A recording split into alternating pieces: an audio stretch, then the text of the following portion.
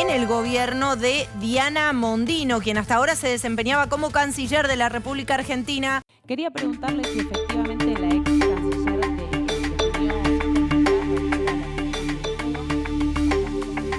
Abordamos una semana intensa en materia informativa, desde una nueva señal de calma en el mercado financiero, con el dólar estable y el riesgo país en baja, hasta un sacudón en el gabinete con la eyección de Diana Mondino, después de la polémica votación de Argentina en la ONU sobre el embargo a Cuba. En el frente político, Milei disparó otra polémica al acusar al fallecido Raúl Alfonsín de participar de un golpe de Estado en el año 2001. Además, los gremios de transporte llevaron a cabo un paro que recalienta la tensión con el gobierno.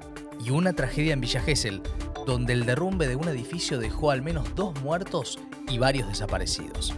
Pero antes, hablamos de Duki. ¿Cómo no sentirme bien con todo lo que me da la vida? El popular cantante acaba de presentar en una preescucha realizada ante un colmado Movistar Arena su nuevo disco llamado Ameri. En este proyecto lo acompañaron grandes colaboraciones internacionales como Wiz Khalifa, Arcángel, Mike Towers, Bizarrap, Heady One, IG, Eladio Carrión, Obi y Milo J. ¿Qué es Ameri? El propio cantante lo definió en una reciente entrevista. Ameri para mí es ese lugar al cual todos buscamos llegar. En este caso, en este momento de mi vida fue la inspiración. Para otras personas puede significar el siguiente nivel, ya sea a nivel personal o laboral. Tiene que ver con la evolución, con llegar a ese lugar que soñamos. Ameri para mí son metas, el lugar a donde uno quiere llegar en la vida. Soy Maxi Leniani y te doy la bienvenida al resumen semanal de noticias de Argentina. Comenzamos. Argentina Semanal. Escucha lo que realmente importa. En otra semana de calma para los mercados, los indicadores mostraron señales favorables para la estrategia económica del gobierno de Javier Milei. El dólar se mantuvo estable y el riesgo país continuó en descenso.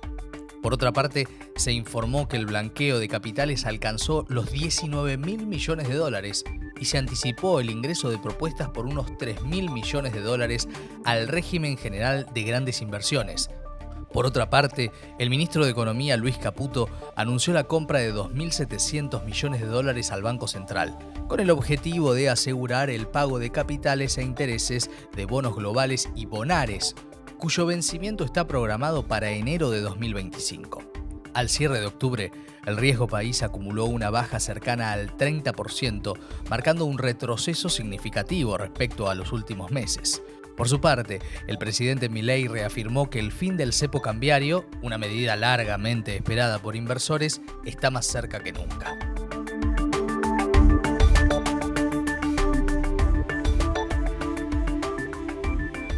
La votación de Argentina en la Asamblea General de las Naciones Unidas en contra del embargo a Cuba desató un sorpresivo cambio en la conducción del Ministerio de Relaciones Exteriores. La situación en el gobierno de Diana Mondino, quien hasta ahora se desempeñaba como canciller de la República Argentina. Quería preguntarle si efectivamente la ex canciller definió sin consultar la postura de la Argentina sobre Cuba, porque es bastante complejo de entender cómo, a sabiendas de la postura marcada del presidente, aún así ella ordenara votar en contra del alineamiento contra Estados Unidos e Israel. La posición del presidente Milei es clara, no se necesita entender que el alineamiento del presidente está con Estados Unidos y con Israel. Todos tenemos bien en claro cuál es la posición del presidente con respecto a algunos asuntos. Uno es el tema que ocurrió, el episodio que ocurrió el día de ayer en la votación, así que no hay mucho más para aclarar. La canciller Diana Mondino fue reemplazada por Gerardo Wertheim, hasta ahora embajador en los Estados Unidos. El anuncio de su destitución fue realizado al final de la tarde del miércoles, sorprendió por su inmediatez y por el duro tono del comunicado oficial en el que se confirmó que la salida se debía sin rodeos a la posición adoptada sobre el tema Cuba. La Oficina de Comunicación de la Presidencia también informó que se iniciará una polémica auditoría en la Cancillería para identificar impulsores de agendas enemigas de la libertad.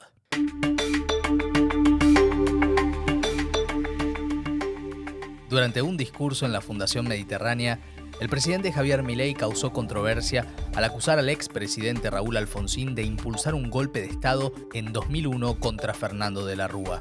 También teníamos indicadores sociales que eran peores que los que había en diciembre del 2001, previa caída de la convertibilidad y el golpe de Estado impulsado por Duhalde y Alfonsín, que paradójicamente Alfonsín, digamos, lo muestran como el padre de la democracia, siendo que fue partidario de un golpe de Estado.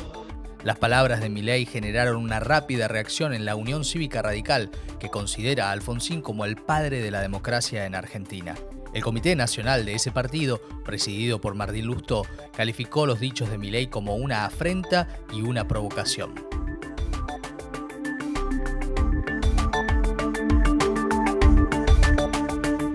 Estaciones de trenes paralizados, los aeropuertos sin pasajeros, al igual que las estaciones del metro capitalino. El paro de transporte afectó también al servicio marítimo y los taxis.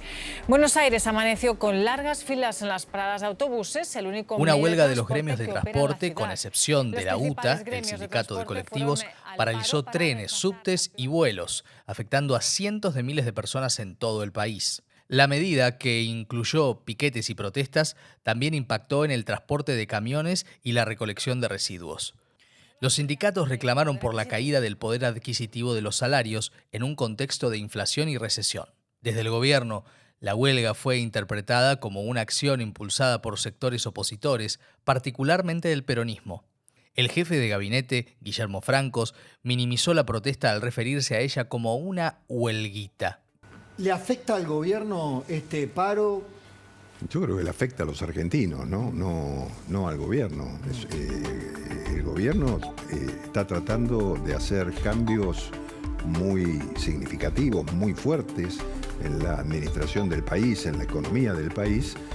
Y obviamente hay algunos dirigentes que no se acomodan a eso, ¿no? Que no están de acuerdo con eso y que generan estas medidas que no resuelven absolutamente nada. La UTA decidió suspender su paro de colectivos tras lograr un acuerdo salarial de último momento con el gobierno, aliviando así parte de la situación para los usuarios. Una tragedia en Villa Gesell conmocionó la costa atlántica argentina cuando un edificio de 10 pisos se derrumbó, causando la muerte de un hombre y una mujer y dejando al menos a 7 personas desaparecidas. El edificio del Hotel Dubrovnik colapsó por causas aún no determinadas, aunque se sospecha que obras clandestinas para la instalación de un ascensor podrían haber sido el detonante. La justicia local detuvo a 5 personas relacionadas con las obras y sus responsabilidades están siendo investigadas.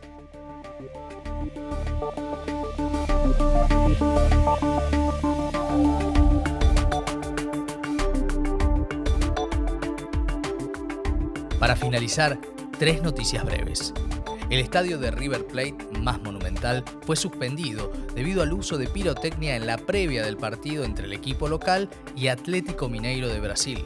El empate 0-0 dejó afuera de la Libertadores al equipo millonario, que había caído por 3-0 en el partido de ida.